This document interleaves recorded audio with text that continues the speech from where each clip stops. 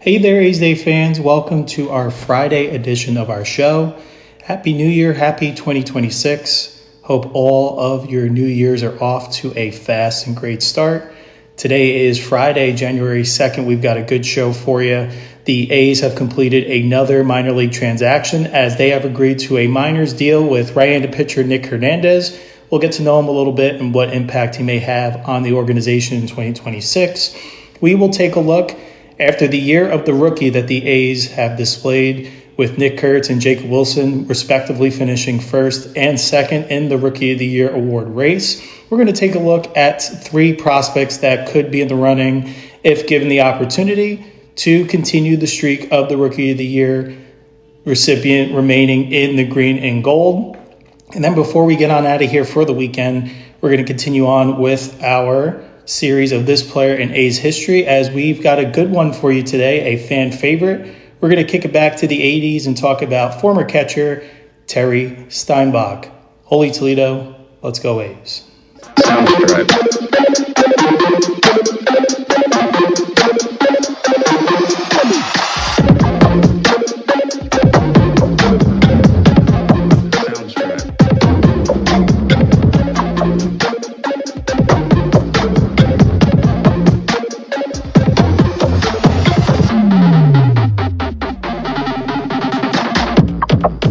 correct. All right, there, AZ fans. Thank you again for tuning in to our Friday edition of our show, our first episode of 2026.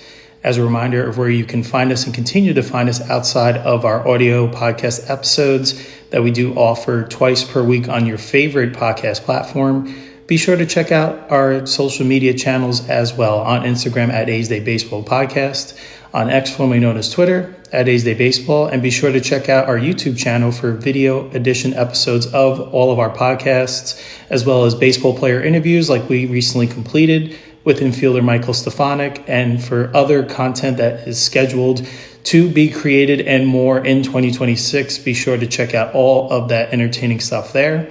And to become an official subscriber of A's Day, check out our Patreon site, patreon.com/A's Day. For just $2 a month, you'll be entered to win monthly A's Day t-shirts, A's autographed memorabilia, future A's game tickets, and so much more as we are able to grow this platform collaboratively. We appreciate all of your continued support.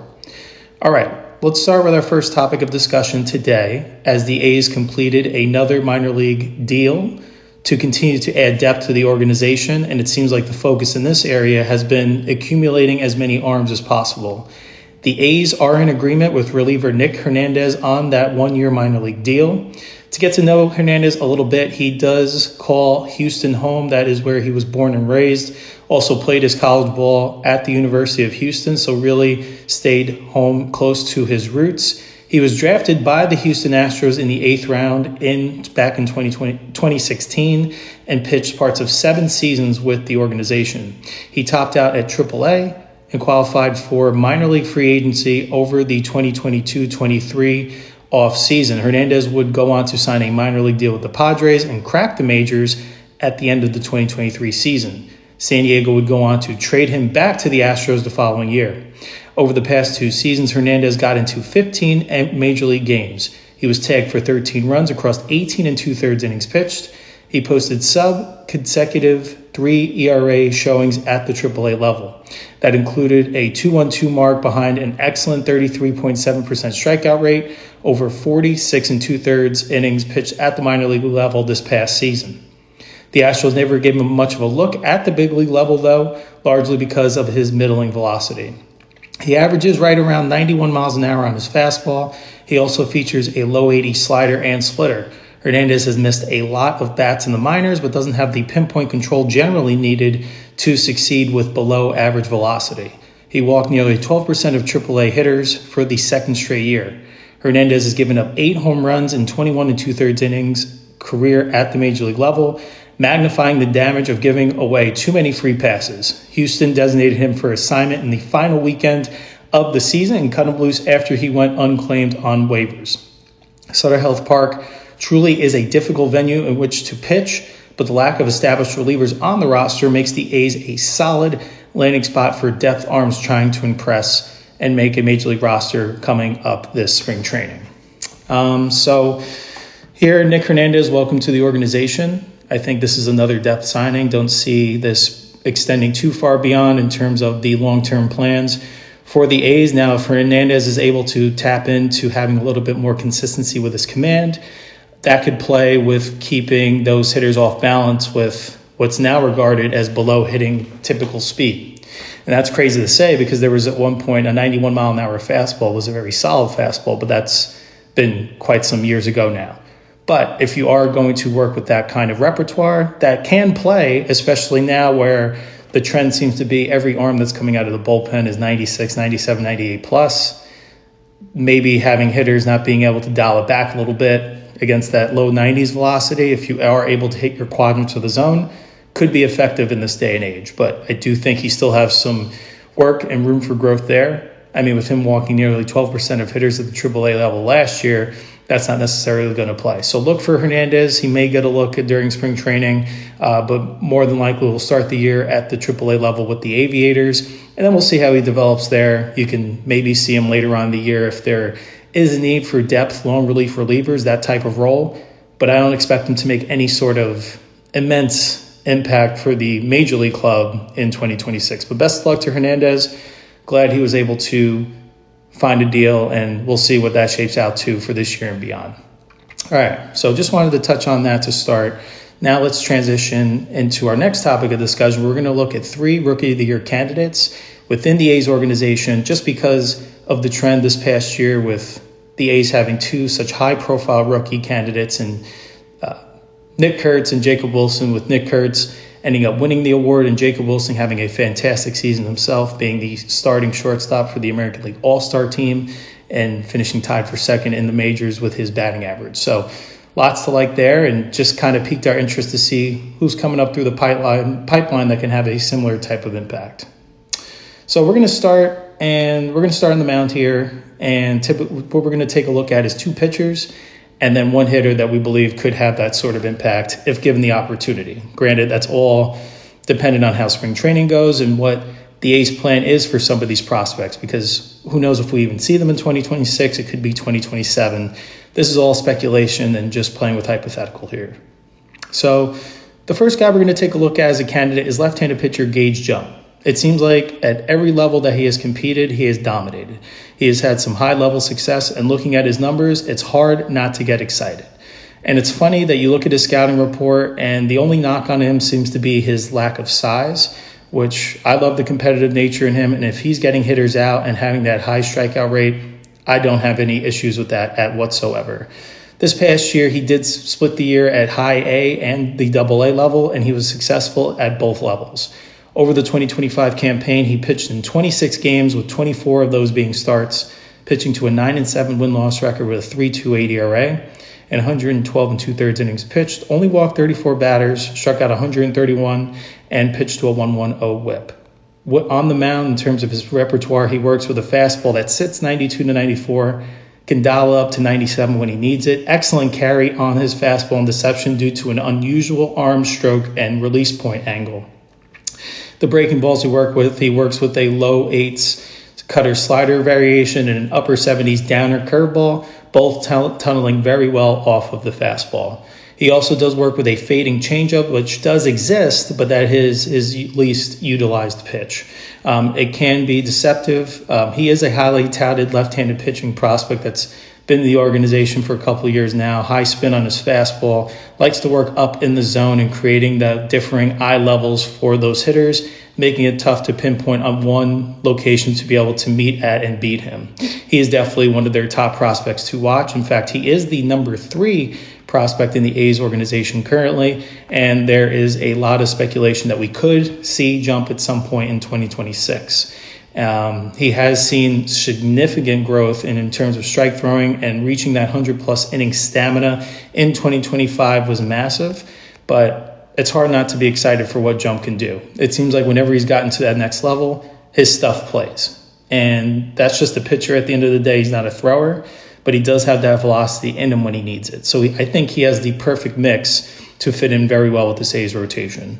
And I think for him to just start to get experience of being around this young developing core group, I think it would make a lot of sense for him to be part of the major league team, at least to start the spring training camp. I'm not necessarily saying that he's going to break camp with the team, but let's see what he's got. I think it would be a great experience for him to be able to face off against major league hitters. Even if they are still getting their time in themselves, it could boost that confidence, especially if he's rather effective, which I think his stuff will play at the major league level. It's just a matter of when they feel like he's developed and ready to go. I know one area they wanted to see him grow tremendously was having more consistent command, and I think he cleared that hurdle in 2025. You want to see him repeat it, and I think that's what player development is going to want to see from jump too as well. So most likely he is going to start the year at the AAA level, but don't be surprised, especially if there is an injury or some ineffectiveness in the rotation early, that the A's, they seem to have a willingness to bring up their young guys sooner rather than later. So, and I know they want to probably slow play it a little bit more with a pitcher, but I think in this day and age, see what the kid has got. Never, worst case scenario, send him back to AAA or AA to continue to get that work. But we'll see what it shapes out to be. He's definitely someone we've got our eye on for 2026. All right, the next guy that we're going to take a look at is Braden Nett, the number 4 A's prospect, right-handed pitcher this time. He spent the year at the AA level, both with the San Diego Padres and then after the trade deadline move, where he was part of that trade package of prospects that the A's got in return for sending Mason Miller and J.P. Sears to the Padres. He is someone that does project to be a middle to back of the end type of rotation type of starter. He's got a lively fastball sitting 94 to 97, touching 99 miles an hour with exceptional carry and a flat approach angle, allowing it to play at the top of the zone for increased level of swings and misses. He offers a strong secondary mix featuring a tight, sweepy slider averaging somewhere in the range of 81 to 84 miles an hour, generates high whiff rate, a sharp cutter, and an upper 70s curveball with good spin and shape. His changeup is a pitch that is newer in his repertoire. It continues to emerge as more of a consistent option to get hitters out. He's got electric stuff and potential to be an impact arm. It's just a matter of if he can improve upon his command and control. His delivery is a lot of max effort in it, leading to some inconsistent control at times and higher walk rates, a significant hurdle that he's going to have to cross if he wants to succeed in terms of being that long-term starter potential option. Besides that, just being more consistent with that, I think Nett is someone that the A's are very excited about too as well. Again, I think he falls into that camp. He may need a little bit more development than Jump at this point, just because I think he may be in an area where Jump was last year, where he needed, again, to throw more strikes and work more all quadrants of the zone more consistently. I think Jump has gotten there, and I think Nett needs to take an extra step to get there. So Nett, again, let's see how quickly he develops over this offseason. Again, he's another guy. I think you want to get your top prospects. You want to see them get looks. You want to see them learn from the guys that have had success or at least some experience at the big league level. I think that matters in terms of the player development process. And again, let's see what these guys got. I mean, sometimes it's just you want to see what a young kid has and you don't want to rush his development in any way. But I think sometimes the best way to development is through competition. And I think spring training might be an excellent time for Nett. He was our second potential option here for Rookie of the Year just because we're not on as high as him as Jump at potentially being available to the A's early in the year. Nett may be someone that we see around the summertime again. Now, if this rotation is humming with who is projected to be in the starting 5, there is going to be a competition for that number 5 spot. Does it go to Jump? Does it go to a JT Ginn? Does it go to a Jack Perkins? Is Nett even in that conversation? I'm not really sure, but we're going off pure stuff in terms of the type of impact that Nett could have. And he really fits the mold of the modern day pitcher. Yes, the walk rate's a little bit high, but that strikeout stuff is very high too as well. Electric right-handed stuff that you're going to at least get a look at the major league level. So we're taking maybe a little bit of a big swing here. Is Nett going to get enough of a look to get enough innings to qualify for Rookie of the Year? I think it's kind of more of a coin flip as compared to Jump, where I think there is a chance even if we don't see Jump right away, maybe they want him to spend April at the AAA level to kind of see how he reacts to pitching against the higher level of pitching.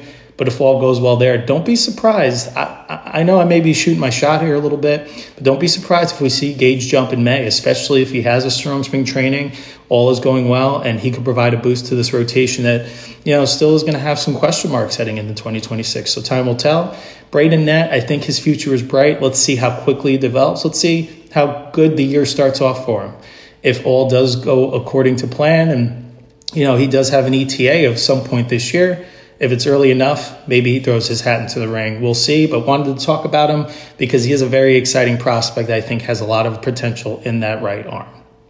All right, and then the final guy, the third guy that we are going to consider for a potential Rookie of the Year candidate is a position player, and he's an outfielder, which is crazy to say because the A's are kind of backlogged in terms of outfield depth. However, we'll explain there is a lane where this guy could get run, especially again. I think this spring training is going to be massive for him.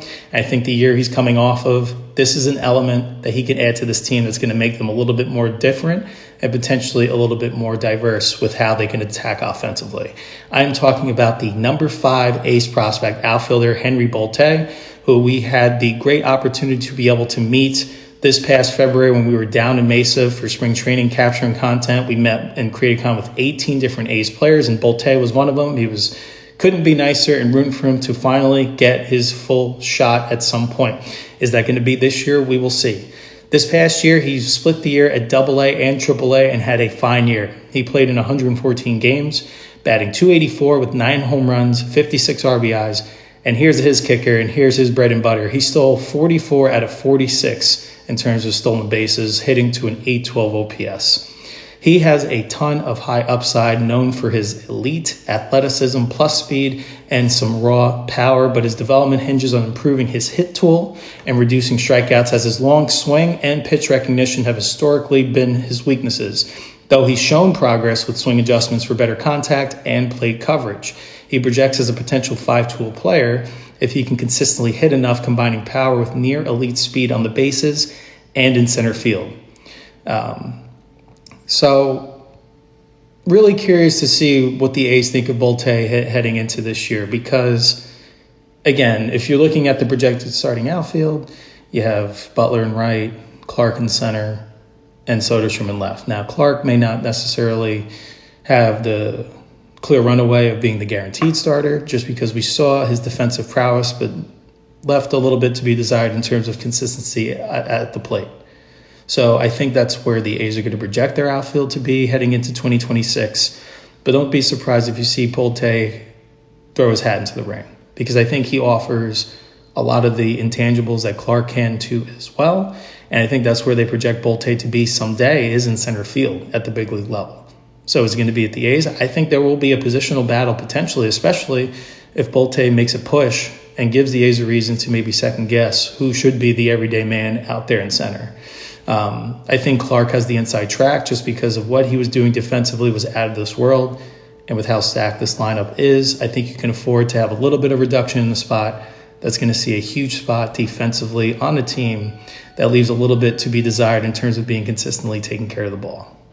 So, yeah, we'll see what that looks like. I think Henry Bolte is going to have every opportunity. We saw him in camp last year. I think he's going to get even more of a look this year just because I think last year there was a little bit more of higher hopes for J.J. Bleday to really come into his own in terms of the center field that they thought he was going to be, and then they kind of had to pivot once he had significant regression. And best of luck to J.J., by the way, who did sign a deal with the Reds, so he'll have a new place to be able to reestablish himself because I do think the talent is still in there, but he's just got to kind of find a way to have it all connect and be a little bit closer to some consistency there. But Bolte, I think for what he can offer in terms of on the base paths, defensively, and if he can cut down that swing a little bit, this is someone that could be the all-around player that can do a lot of damage at the bottom of the order, get it back to your top. Maybe in your long, and like I said, I think he still has a lot of room for growth in terms of plate discipline. But the prototype of player you would think would prove that he would become your leadoff hitter someday.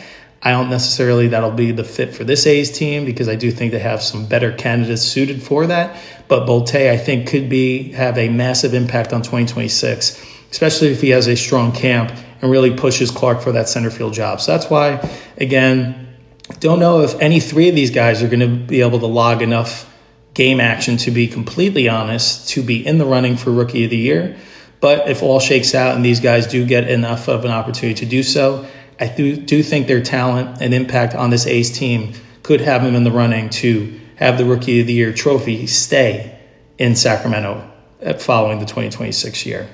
So that's a wrap on that segment. We take a look at Gage Jump, Braden Nett, and Henry Bolte as three potential options to potentially be the A's Rookie of the Year this year. We'll see how it all shakes out. This is a younger team that's returning a lot, so we'll see how it all shakes up to start and as the 2026 season rolls along. This episode is brought to you by the Holiday Inn Sacramento Downtown Arena. Stay at our downtown Sacramento hotel.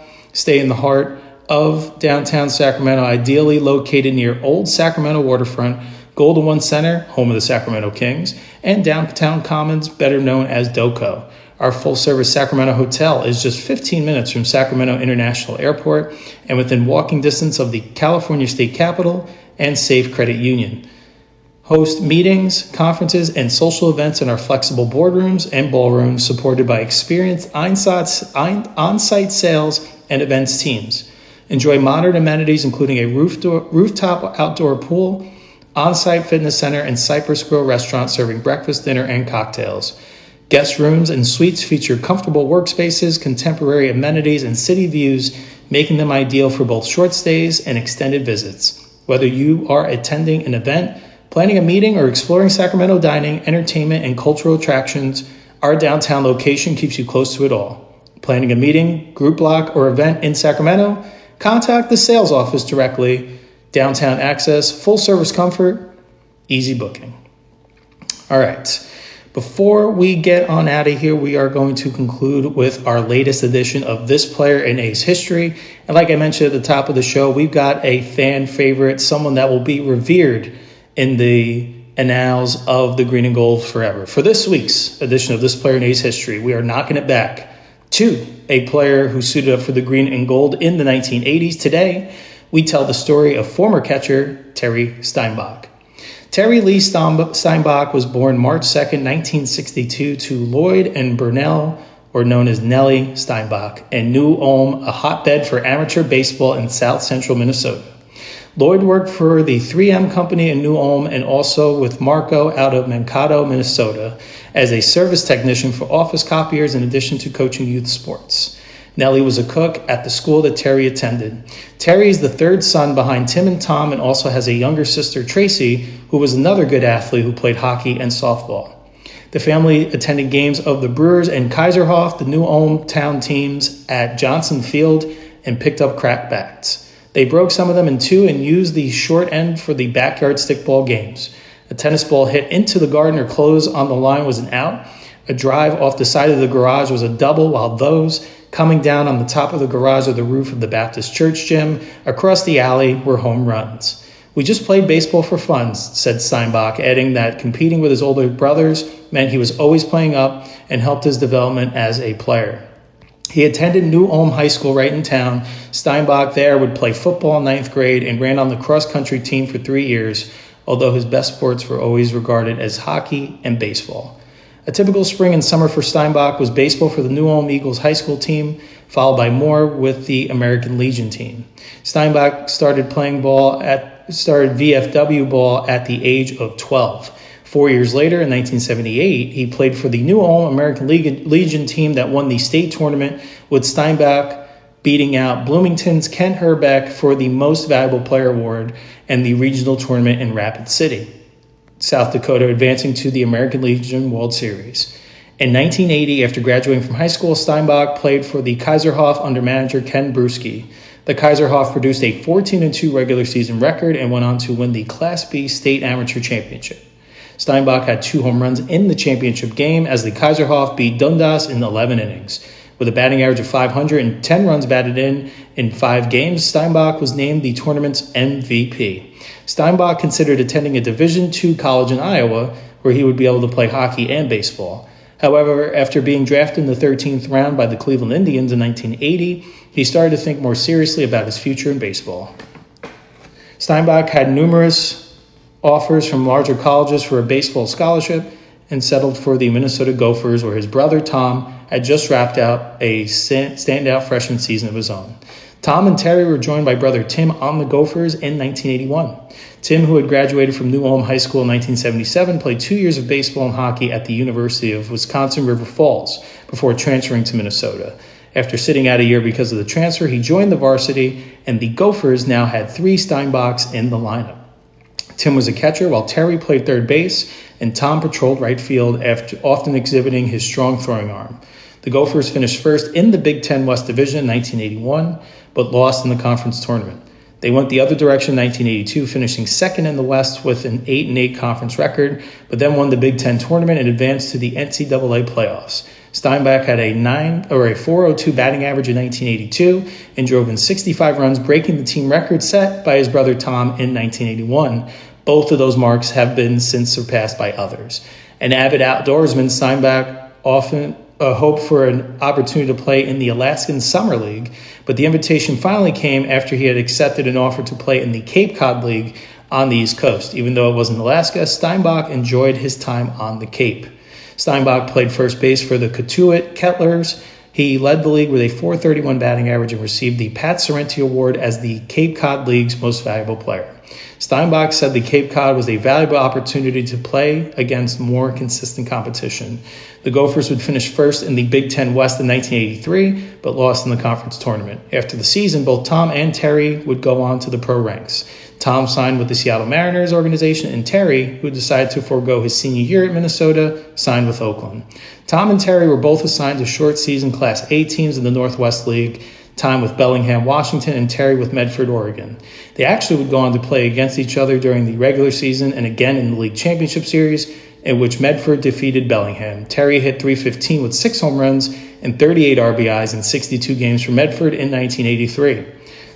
Tom did not do as well, and his stay in the professional ranks was briefer. Terry notes the luck in pro ball, specifically that Oakland drafted players for only about 30 to 35 rounds in 1983, while Seattle, a team that had come into the majors only 6 years before, was still trying to stock its rosters and drafted through more than 50 rounds. This gave Terry the luxury of competing with a smaller mix of incoming players his first year, while Tom got lost in the shuffle of all the players the Mariners had drafted. He was released by the Mariners after the 1983 season. Terry, however, would continue to progress up the minor league ladder in a positive fashion. Steinbach didn't begin catching until after his second year of pro ball. He had been hitting well, but the organization had a couple of players in its system projected for the infield corners, Mark McGuire for third base and Rob Nelson at first base. Nelson did not last long with the A's, and McGuire eventually took over at first base. After the 1984 season, the A's sent Steinbach to the Arizona Instructional League to start catching. Steinbach was a backup to Brian Dorsett at Huntsville in 1985, finding more time in the lineup as a DH, but he became the starting catcher in 1986. He performed well, hitting .325 with 24 home runs and 132 RBIs, the latter figure breaking the league record of 122 set by Steve Balboni in 1980. Steinbach was named the Southern League MVP. His season earned him a promotion as a September call-up by the Oakland A's, and he joined the team in Cleveland. On Friday night, September 12th, Steinbach entered the game as a defensive replacement for catcher Mickey Tettleton. He then led off the 7th inning facing left-hander Greg Swindell. Steinbach made it a memorable debut, becoming one of a relatively few players to homer in his first at-bat in the majors. Steinbach started the 1987 sharing the catching duties, but when Tettleton slumped at the plate, Steinbach took over the number 1 spot. He finished the year with a batting average of .284 with 16 home runs in 122 games, 107 of them as a catcher. Besides exhibiting a solid bat, Steinbach did well behind the plate, particularly in throwing out runners trying to steal. A freak injury early in the 1988 season put Steinbach on the DL when he was hit in the eye by a throw during batting and infield practice and suffered fractures around the orbital bone. He was still voted by fans as the starting catcher for the American League in the All-Star game, even though his batting average at the break was only .219. While some questioned whether he deserved his spot on the All-Star team, Steinbach came through in the game itself. After 2 scoreless innings at Riverfront Stadium in Cincinnati, Steinbach led off the third with a home run to right off Dwight Gooden. In doing so, he became the first player ever to homer his first time up in the majors and his first time up in the All-Star game. He came up the next inning with the bases loaded and hit a long fly to left, not quite far enough for a grand slam, but deep enough to bring in Dave Winfield from third. The sacrifice fly made the score 2-0, and the American League held on for a 2-1 victory. By driving in both runs for his team, Steinbach was voted the All-Star Game MVP. Oakland won the American League West and then swept the Boston Red Sox in that year's league playoffs. He had 364 in the World Series, although the A's lost in 5 games to the Dodgers, a series best remembered for the Dodgers' Kirk Gibson winning the first game with a 2-out, 2-run home run in the last of the 9th off Dennis Eckersley.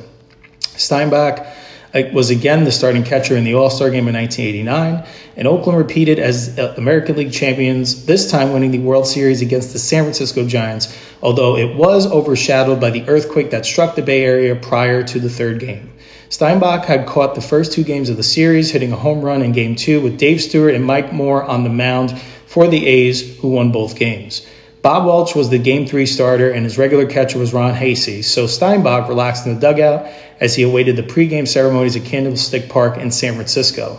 He talked on the experience of the earthquake during the 1985 season, and he's quoted as saying, "It got loud, we saw the overhang shake, and the dugout started shaking," is how Steinbach described what happened.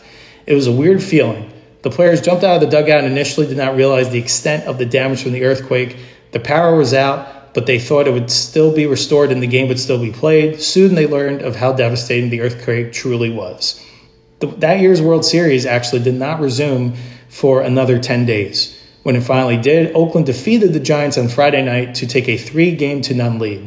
The next night, the A's got off to an early lead, and Steinbach padded it with a 2-run triple in the 5th. He capped the game scoring with a bases-loaded walk in the 8th as Oakland won 9-6 to capture the World Championship. Oakland made it 3 straight pennants in 1990, although the A's were swept in the World Series by Cincinnati. Steinbach had 1 more appearance in the postseason, hitting .292 with a home run and 5 RBIs in 1992, although the Athletics were defeated in the league playoffs 4-2 by the Toronto Blue Jays. Steinbach loved the Oakland organization, described it as a great way to learn the game. He said Sandy Alderson and Walt Jocketty in the front office and manager Tony La Russa stressed the right attitude and effort.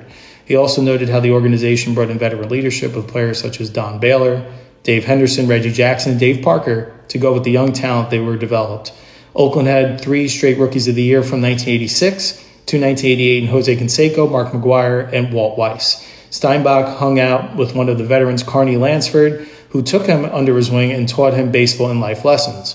Steinbach's biggest year with Oakland came in 1996 when he hit 35 home runs and drove in 100. His previous highs in those categories were 16 and 67, respectively.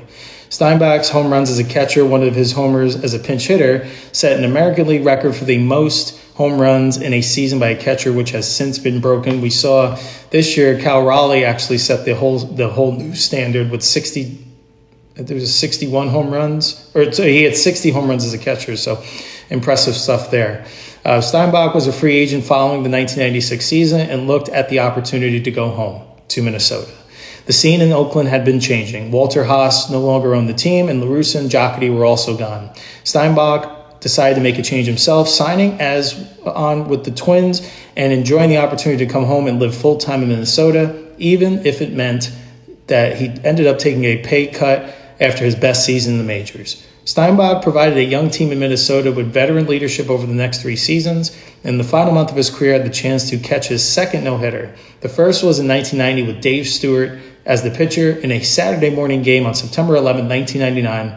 Steinbach caught the no-hitter of the Twins' Eric Milton. He noted the difference in the roles in the game. Stewart was a veteran when he pitched his no-hitter and called his own game, using a wipe system if he wanted to change the catcher signal. Steinbach said, "I did a lot of following with him of Stewart's no-hitter. Milton, however, I'm the veteran. I was more nervous than he was in the 7th, 8th, and 9th innings. He's going to pretty much throw what I call, so I felt a tremendous amount of pressure not to blow it." Steinbach would go on to retire following the 1999 season. In 2000, Steinbach went back to playing with the Kaiserhof in New Ulm, although he had a couple of exciting offers. One was to catch the second half of the season with the St. Louis Cardinals, with an opportunity to work again for Tony La Russa, who is now managing the St. Louis Cardinals. The other was to play for the U.S. team in the Olympics in Melbourne, Australia. He and his family went to their lake home to decide which opportunity to follow. However, Steinbach then tore his hamstring from the bone while water skiing and wasn't able to do either. When interviewed later in 2008, Steinbach played in a 35 and older league for the Hanska Bullheads that plays along the Highway 19 corridor to the west and south of the Twin Cities. He likes the shorter games, batters start with a 1-on-1 count, and that there are only 2 games a week. Steinbach has long been involved in the communities where he has played and lived.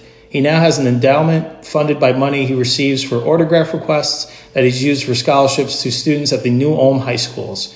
It keeps him honest with his fan mail, he says, of the charitable program.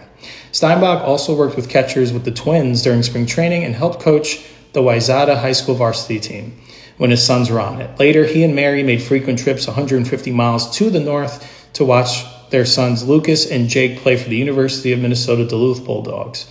The northern trips became less frequent when Steinbach accepted an offer from the Twins in 2013 to be a bench coach under manager Ron Gardenhire. He even served a couple of games as acting manager in April 2014 when Gardenhire was absent to attend an out-of-state funeral. Gardenhire was fired after the 2014 season. Steinbach indicated he'd like to be considered for that open position.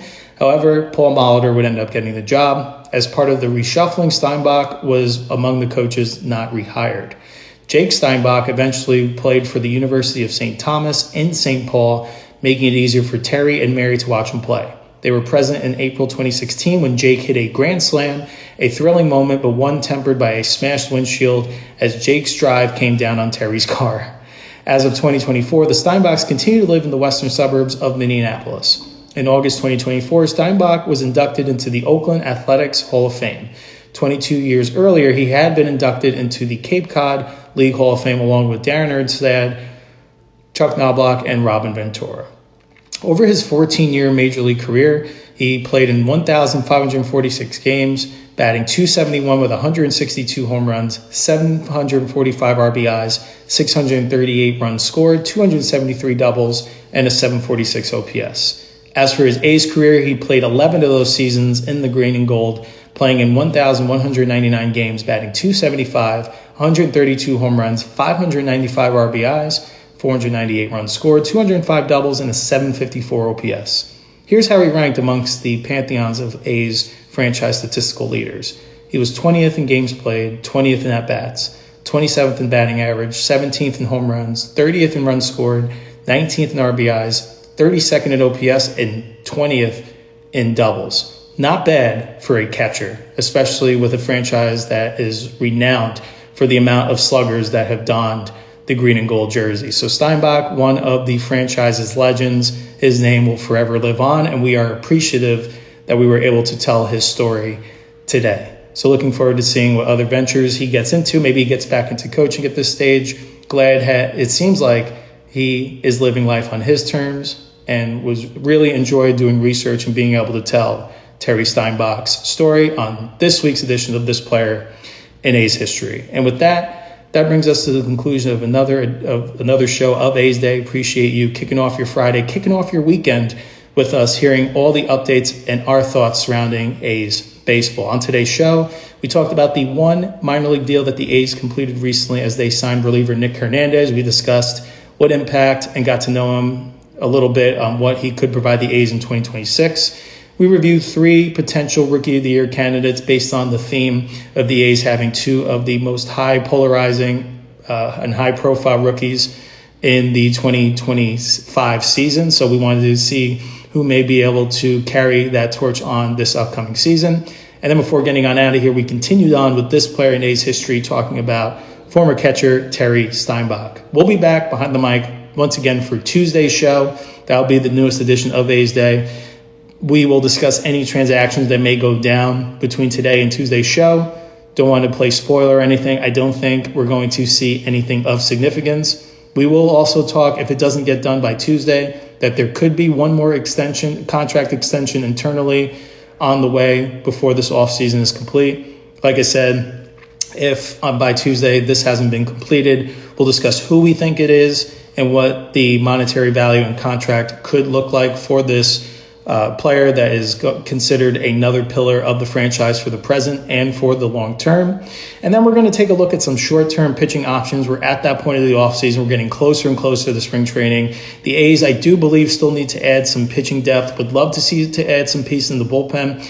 But I do think most likely with how they want to allocate their funds, we're going to see maybe one more starter come in on a 1-year type contract. So we'll discuss a few options on who that potentially could be. And that is what our Tuesday show will look like. And then if anything else pops in terms of the news surrounding the A's, we'll be sure to add it on to the docket. that's all I have for you today. Appreciate each and every one of you stopping by.